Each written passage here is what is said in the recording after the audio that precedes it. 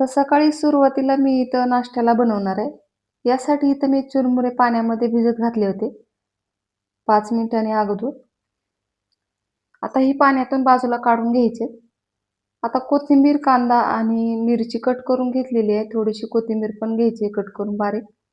आता 1 चमचा तेल टाकायचं या कढईमध्ये. कढई गरम झालेली आहे.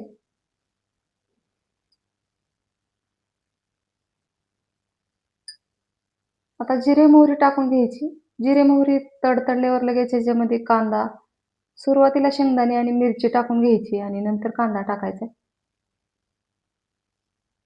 शेंगदाणे छान असे कडक होतात तेलामध्ये सुरुवातीला टाकल्यामुळे. आता कांदा पण तळून घ्यायचा.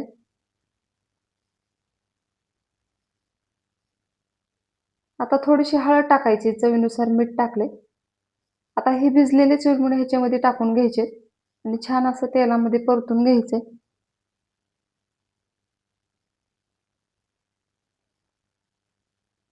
आता इथं सुशिला तयार झालेला आहे बघू शकता. तुम्हाला जर आवडत असेल तर मिरचीची पेस्ट बनवून पण टाकू शकता. एकदम छान चवदार लागते. आता वरून छोटी शेव टाकायची आणि इथं नाश्ता तयार झालेला आहे. बघू शकता. व्हिडिओ बघितल्याबद्दल धन्यवाद.